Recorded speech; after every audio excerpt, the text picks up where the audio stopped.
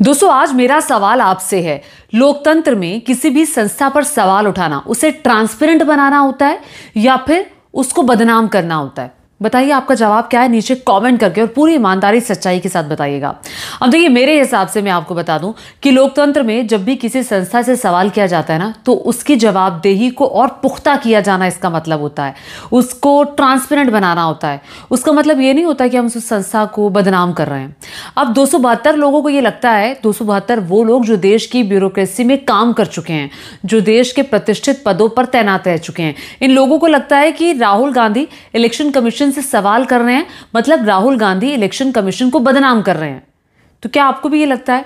अब सवाल ये खड़ा होता है कि ये जो 272 लोग हैं, इन्होंने राहुल गांधी के सवालों का जवाब क्यों नहीं दिया, और क्या ये लोग कोई एफिडेविट लिख करके देंगे कोर्ट में कि राहुल गांधी जो कह रहे हैं वो गलत कह रहे हैं? मुझे लगता है अगर उनको ये लगता है कि राहुल गांधी बदनाम कर रहे हैं तो जरूर उनको एक एफिडेविट देना चाहिए और बाकायदा कोर्ट में जाना चाहिए कि भाई राहुल गांधी गलत कर रहे हैं, उनको गलत प्रूव करके दिखाए।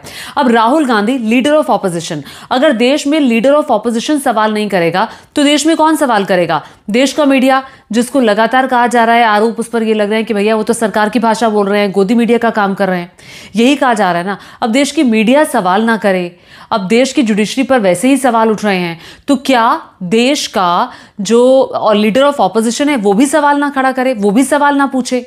सवाल तो ये खड़ा होता है कि leader of opposition Rahul Gandhi ने जो प्रेस कॉन्फ्रेंस की उसमें क्या पूछा? उन्होंने कहा एक घर में 200 वोटर कैसे? चुनाव आयोग बताए। उन्होंने कहा कि किसी का मकान नंबर 0 कैसे? चुनाव आयोग बताए। कितने सारे एक ही फोटो, इतने सारे इलेक्शन कार्ड्स पर लगा हुआ है, एक ही फोटो पर इतने सारे वोटर कार्ड इशू हुए हैं, ये कैसे? तो क्या ये गलत सवाल है जो राहुल गांधी पूछ रहे हैं? तो राहुल गांधी के इन सवालों का जवाब इन प्रतिष्ठित लोगों ने नहीं दिया। ये कह रहे हैं कि राहुल गांधी ये सवाल पूछ करके इलेक्शन कमीशन को बदनाम कर रहे हैं। अब ये कौन लोग हैं? ये वो लोग हैं जो देश के प्रतिष्ठित संस्थानों में काम कर चुके हैं।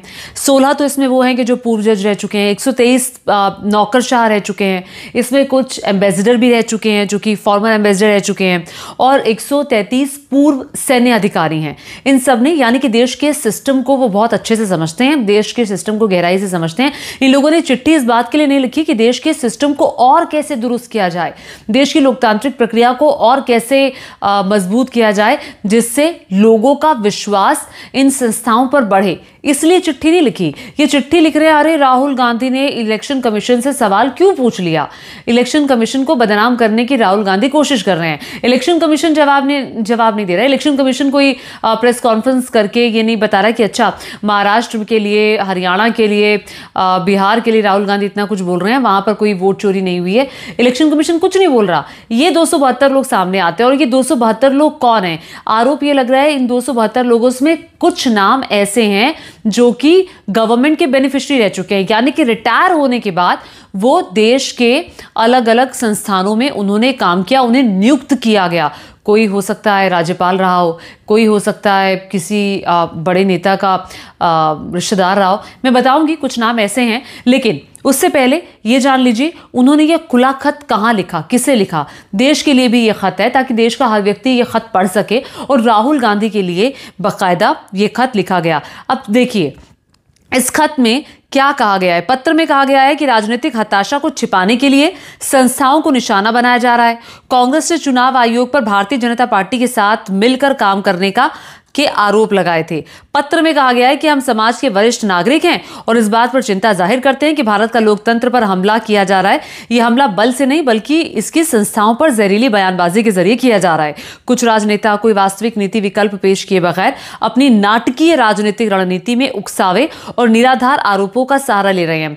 इंपॉर्टेंट यह है कि कुछ राजनेता लिखा है, इन्होंने यहां पर नाम नहीं लिया। वो कह रहे हैं कि कुछ नेता वास्तविक नीति विकल्प पेश किए बिना नाटकीय राजनीतिक रणनीति में उकसावे और निराधार आरोपों का सहारा ले रहे हैं। अब ये लिस्ट देख लीजिए, 272 लोगों में 16 रिटायर्ड जज हैं, 123 पूर्व नौकरशाह हैं, 133 रिटायर्ड सैन्य अधिकारी है, 14 पूर्व राजदूत हैं। और पत्र में ये भी कहा गया है कि भारतीय सशस्त्र बलों के साहस, उपलब्धियों पर सवाल उठाकर छवि खराब करने, न्यायपालिका की निष्पक्षता पर सवाल उठाने, संसद और उसके पदाधिकारियों पर सवाल उठाने के बाद अब प्रतिष्ठा और ईमानदारी पर षड्यंत्रकारी हमले झेलने की बारी भारत के निर्वाचन आयोग की है। और पत्र में राहुल गांधी को लेकर कहा गया है कि उन्होंने लगातार चुनाव आयोग पर हमला किया, कहा कि उनके पास आयोग के वोट चोरी में शामिल होने के सबूत है। समूह ने लिखा कि आरोपों के बाद भी उनकी तरफ से कोई औपचारिक शिकायत दर्ज नहीं कराई गई है। अब ये उनकी तरफ से लिखा गया है, जिस पर कांग्रेस पार्टी ने अपना अलग से जवाब दिया है। कांग्रेस पार्टी कह रही है कि भैया देश में तो इतने करोड़ लोग रहते हैं, उसमें से 272 लोग हैं जिन्होंने लिखा है। अब ये जो 272 लोग हैं उन पर कांग्रेस पार्टी ने क्या सवाल खड़े किए हैं, जरा ये भी देख लीजिए। इलेक्शन कमीशन मनमानी करे और राहुल गांधी जी बोले भी ना। बोलना तो नरेंद्र मोदी जी को चाहिए, सरकार को चाहिए, बोलना तो संस्थानों को चाहिए, स्वायत्त संस्थानों को बोलना चाहिए, और ये सब नहीं बोल रहे हैं। अगर इलेक्शन कमीशन की मनमानी का विरोध राहुल गांधी जी संवैधानिक तरीके से कर रहे हैं, संविधान को बचाने के लिए, लोकतंत्र को बचाने के लिए, तो जो लोग भारतीय जनता पार्टी के पक्ष के हैं वो लेटर लिख रहे हैं। और भूल जाते हैं वो सब लोग जब प्रधानमंत्री जी की भाषा के लिए मनमोहन सिंह जी पत्र लिखते हैं, जब सेना के राजनीतिकरण के लिए 150 से ज्यादा सैन्य अधिकारी पत्र लिखते हैं, तब पूरे मीडिया में सुई पटक सन्नाटा हो जाता है। तो ये दोहरा व्यवहार उचित नहीं है। हम लोकतंत्र को बचाने के लिए इलेक्शन कमीशन से अपनी लड़ाई आगे भी जारी रखेंगे। देश के 272 प्रतिष्ठित लोगों ने जो देश के सिस्टम के लिए काम कर चुके हैं, उन्होंने राहुल गांधी को लेकर यह हमला बोला है। राहुल गांधी के लिए कहा है कि वो इलेक्शन कमीशन को बदनाम कर रहे हैं। अब इन 272 लोगों से सबसे पहला सवाल तो मैं ये पूछना चाहती हूं कि आप कृपया करके ये बताएं, क्योंकि आप प्रतिष्ठित संस्थानों में काम कर चुके हैं, जिस दिन वोटिंग की तारीख है, वोटिंग से ठीक 2-3 दिन पहले तक लोगों के अकाउंट में 10,000 रुपए डालना ठीक था? चुनाव आयोग का वहां पर कार्रवाई ना करना क्या आपको ठीक लगता है? कृपया करके इस बात का जवाब आप देश को दीजिएगा, और देश ये जानना चाहता है। जब राहुल गांधी ने, सवाल नंबर 2, जब राहुल गांधी ये कहते हैं कि भाई एक मकान में 200 लोग रह रहे हैं, एक मकान के एड्रेस पर 200 लोगों के वोटर आईडी कार्ड बने हैं, कैसे? जब राहुल गांधी ये सवाल कर रहे हैं कि एक ही चेहरे का इस्तेमाल इतने सारे वोटर आईडी कार्ड इशू करने के लिए किया जा रहा है, वो कैसे? तो ये जवाब इलेक्शन कमीशन ने नहीं दिया। तो क्या आप इस सवाल का जवाब देना चाहेंगे? XYZ किसके फादर का नाम होता है, या XELO, मतलब इस तरह के बहुत सारे नाम आए कि किसके पति का नाम होता है, या मकान नंबर 0 किसका होता है? कृपया करके क्या ये बताया जाएगा? और एक ही पते पर 500 वोट किसके होते हैं? क्या आप इसका जवाब देंगे? और सवाल नंबर 3, जब धर्म के नाम पर वोट मांगे जाते हैं, जब मंदिर के नाम पर वोट मांगे जाते हैं, तो आपको नहीं लगता कि उस वक्त भी आपको चिट्ठी लिखनी चाहिए कि भैया ये धर्म के नाम पर वोट मांगना ठीक नहीं है, ये देश की संवैधानिक परंपराओं के खिलाफ है, ये देश के संविधान के खिलाफ है कि कोई भी पॉलिटिकल पार्टी उतरे और कहे कि भैया हमने मंदिर बनवाया, हमें वोट दे दीजिए, और या फिर धर्म के नाम पर आप कैटेगराइज करके आप वोट मांग रहे हैं। क्या आपको चिट्ठी नहीं लिखनी चाहिए थी उस वक्त प्रधानमंत्री नरेंद्र मोदी को? क्या आपको चुनाव आयोग को चिट्ठी नहीं लिखनी चाहिए थी कि चुनाव आयोग इन सवालों का जवाब दे? अब सवाल नंबर 4 तो ये खड़ा होता है कि जब मुफ्त की रेवड़ियां बांटी जाती हैं तो उससे जाहिर तौर पर किसी की भी अर्थव्यवस्था को, किसी राज्य की अर्थव्यवस्था को, देश की अर्थव्यवस्था को नुकसान पहुंचता है। क्या आपको नहीं लगता कि मुफ्त की रेवड़ियां बंटना बंद हो जाना चाहिए? और कैसे इनकम जनरेट करना है, कैसे रोजगार बढ़ाना है, पॉलिटिकल पार्टीज को इस पर काम करना चाहिए। तो क्या इसके खिलाफ आपको सुप्रीम कोर्ट नहीं जाना चाहिए? कि आपको सुप्रीम कोर्ट को एक चिट्ठी नहीं लिखनी चाहिए कि ये सब बंद होना चाहिए? ये जो फ्री की रेवड़ियां बढ़ती है, खजाने खाली हो जाते हैं, तो आपको ECI के पास नहीं जाना चाहिए, इलेक्शन कमीशन ऑफ इंडिया के पास? ये जो कैंपेनिंग चल रही है इसको बंद होना चाहिए? क्या धर्म के नाम पर हिंदू राष्ट्र को लेकर ये जो यात्रा चल रही है, क्या इसको लेकर सवाल नहीं करना चाहिए इन एमिनेंट पर्सनालिटीज को कि आखिर ये भी संविधान के खिलाफ है?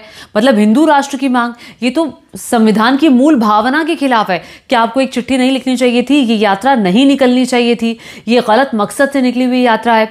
क्या आपको गुरमीत राम रहीम के लिए चिट्ठी नहीं लिखनी चाहिए थी कि कैसे उनको बार बार पेरोल मिल जाती है? एक ऐसा व्यक्ति जिस पर गंभीर मामलों में दोषी करार दिया गया है। क्या आसाराम बापू को लेकर आपको चिट्ठी नहीं लिखनी चाहिए थी कि उन्हें 6 महीने की पेरोल आखिर कैसे मिल गई? और कहा तो ये भी जा रहा है कि भैया बाहर आकर वो सबसे मिल रहे हैं, कथाएं तक करने की बात सामने आ रही है, इस तरह की बातें सामने आ रही हैं। और आप जेल से सीधा हॉस्पिटल गए, फिर आपको छुट्टी मिल गई, अब आप अपने आश्रम में आराम कर रहे हैं। क्या आसाराम बापू के लिए आपको याद नहीं आता, जिन पर 2 यौन शोषण के आरोप नहीं हैं, वो दोषी साबित हो चुके हैं? क्या आपको उन युवाओं के लिए आवाज़ नहीं उठानी चाहिए जिन्हें नौकरी की दरकार है? क्या आपको महंगाई के खिलाफ आवाज़ नहीं उठानी चाहिए? आपको नहीं कहना चाहिए कि भैया महंगाई बहुत बड़ी समस्या है? और उस वक्त आप कहाँ थे जब चुनाव आयुक्त को लेकर के, चुनाव आयोग में नियुक्ति को लेकर के नियम बदले गए थे? उस वक्त क्या आपको सवाल नहीं उठाने चाहिए थे? और विपक्ष का नेता जब सवाल कर रहा है तो आप कह रहे हैं कि क्यों सवाल कर रहा है? आप संवैधानिक संस्थाओं को क्या कमजोर करना चाहते हैं? आप नहीं चाहते कि अब देश के मीडिया पर तो वैसे ही सवाल उठ रहा है, जुडिशरी पर भी गाहे बगाहे लगातार सवाल उठ जाता है, तो क्या आपको ये नहीं कहना चाहिए कि नहीं, कम से कम कोई एक व्यक्ति तो है जो सवाल उठा रहा है? देखिए, मैं कोई राहुल गांधी की फैन नहीं हूं, ना मुझे उनसे कोई लेना देना, ना मेरा कोई वास्ता, ना मैं कभी आज तक मिली हूं, लेकिन लोकतंत्र में उस वक्त लोकतंत्र खत्म हो जाता है जब लोकतंत्र में सवाल पूछना बंद हो जाते हैं। क्या लोकतंत्र में सवाल पूछना अब गुनाह हो गया है? लोकतंत्र में सवाल नहीं पूछा जा सकता? और सवाल कौन करेगा? देश का मीडिया, वो मीडिया जो सवाल उठाता ही नहीं है, जो ऑपोजिशन से उल्टे सवाल करता है। और ये जो 272 लोग हैं, ये भी ऑपोजिशन के लिए सवाल उठा रहे हैं। ये कह रहे हैं कि राहुल गांधी कमजोर कर रहे हैं। ट्रांसपेरेंसी कैसी आएगी? संस्थाओं की ट्रांसपेरेंसी कब आती है? जब संस्थाओं से सवाल पूछे जाते हैं, जब संस्थाओं से कहा जाता है कि यहाँ गड़बड़ी हो रही है, आप इस पर कार्रवाई करें या आप इस पर काम करें, तो संस्था को लगता है कि अच्छा ये गड़बड़ी हुई है तो हम उसको सुधारेंगे, दुरुस्त करेंगे, बजाय कि वो संस्था चुप्पी साध ले, बजाय कि उस संस्था के लिए 272 प्रतिष्ठित लोग सामने आ जाएं। तो ये क्या चिट्ठी लिखवाई गई है किसी से, या ये 272 लोग अपने आप सामने आए हैं? अब सवाल ये खड़ा होता है, ये लोग उस वक्त कहाँ थे जब विपक्ष के लगभग 25 लोग चले गए बीजेपी में, और वहां पर जाके वो बीजेपी की वॉशिंग मशीन में धुल गए, उनके सारे आरोप माफ हो गए? क्या अजीत पवार को लेकर सवाल नहीं उठता? उनको कई मामलों में क्लीन चिट मिली। अजीत पवार के बारे में तो खुद बाकायदा प्रधानमंत्री नरेंद्र मोदी ने कहा था कि वो एनसीपी नाम है, और बाकायदा प्रधानमंत्री की तरफ से कहा गया था कि नेचुरल करप्ट पार्टी है वो। नेचुरल करप्ट पार्टी के साथ तो आपने हाथ मिलाया हुआ है। बहुत सारे नाम हैं, कितने नाम मैं यहाँ पर आपको गिनवाऊं? जाहिर तौर पर ये सवाल खड़े होते हैं, और सवाल ये भी खड़ा होता है कि आखिर अगर ऑपोजिशन सवाल नहीं करेगा तो कौन सवाल करेगा? क्या ऑपोजिशन सवाल करने वाले पर सवाल उठाया जाएगा कि आप सवाल क्यों कर रहे हैं, आप संस्था को बदनाम क्यों कर रहे हैं? पता नहीं देश किस तरफ जा रहा है, पता नहीं आगे क्या होगा। ये व्यवस्था और ये चिट्ठी, ये ठीक नहीं है, ये नहीं होना चाहिए। लोकतंत्र में सवाल से ही जवाबदेही तय होती है, और सवाल करना ही लोकतंत्र में सबसे बड़ा हथियार होता है। तो क्या इस हथियार का इस्तेमाल भी अब ना किया जाए? क्या चुप हो जाएं सारे? क्या मुंह को सील लिया जाए? मतलब क्या? मुझे लगता है कि ये 272 लोग, अच्छा इन 272 लोगों में से मैं कुछ नाम लेना चाहती हूँ। ये कौन लोग हैं ज़रा देखिए। एक ट्वीट के माध्यम से बाकायदा मुझे पता चला, और उसके बाद मैंने खुद भी रिसर्च किया। जो पहला नाम आप देखेंगे ना, वो रिटायर्ड जे आदर्श कुमार गोयल का है। अब ये रिटायर्ड जज हैं ये, और ये आदर्श कुमार गोयल कौन है? ये सुप्रीम कोर्ट से जब रिटायर हुए तो एनजीटी उनका इंतज़ार कर रहा था, एनजीटी में उनकी पोस्टिंग हो गई, और उसके बाद उनके बेटे निखिल गोयल, उनको अपॉइंट किया गया एडिशनल एडवोकेट जनरल हरियाणा में। और व्हाट अ कोइंसिडेंस, और rather what a reward. Don't be shocked if Nikhil gets direct ticket to Supreme Court now. Their fight is not for institutions, their fight is to protest their privileges. क्या वो अपने privilege के लिए fight कर रहे हैं, इसीलिए क्या ये चिट्ठी लिखी गई है? और इसके अलावा एक नाम और आता है लक्ष्मीपुरी का। लक्ष्मीपुरी का जब मैंने रिसर्च किया, ये 27वें नंबर पर आया हुआ नाम है। लक्ष्मीपुरी जो हैं वो हरदीप पुरी की पत्नी हैं, ये भी ब्यूरोक्रेट रह चुकी हैं। तो क्या ये सवाल नहीं उठना चाहिए? क्या सवाल नहीं करना चाहिए कि लक्ष्मीपुरी ये चिट्ठी क्यों लिख रही हैं? लक्ष्मीपुरी जब ऑलरेडी जो हैं वो एक बीजेपी के मंत्री की पत्नी हैं, उन्होंने ये चिट्ठी लिखी है, तो इस चिट्ठी की जो आत्मा है क्या रह जाती है? क्या ये चिट्ठी आपको विश्वसनीय लगती है? क्या वाकई ये वो लोग हैं? और चिट्ठी में एक नाम जो आता है वो विक्रम सिंह का भी आता है। ये पूर्व डीजीपी रह चुके हैं, अभी नोएडा इंटरनेशनल विश्वविद्यालय के चांसलर हैं।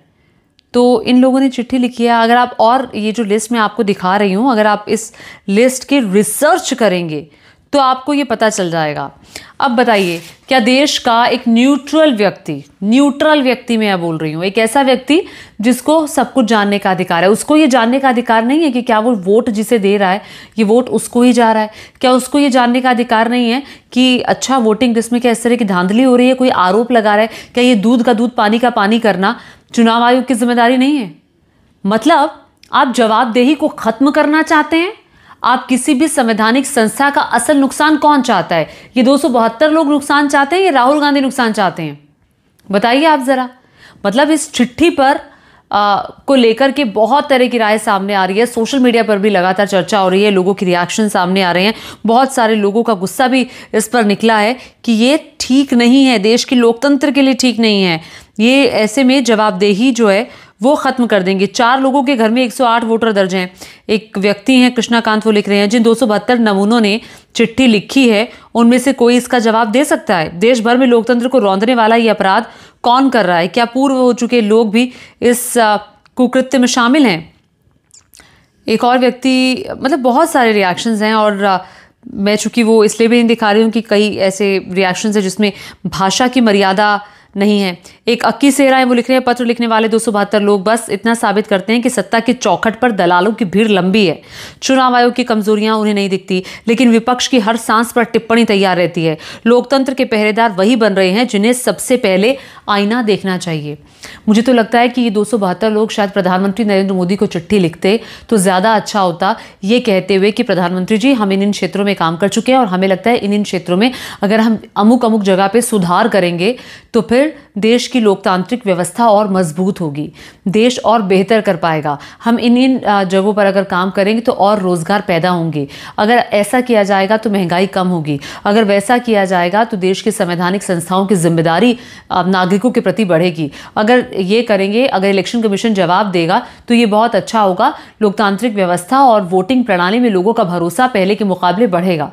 तो क्या इन लोगों को ऐसी चिट्ठी लिखनी चाहिए या फिर वो ऑलरेडी जैसा कि कर रहे हैं लीडर ऑफ ऑपोजिशन से सवाल करके वो ऐसा ही अपनी प्रक्रिया जारी रखें?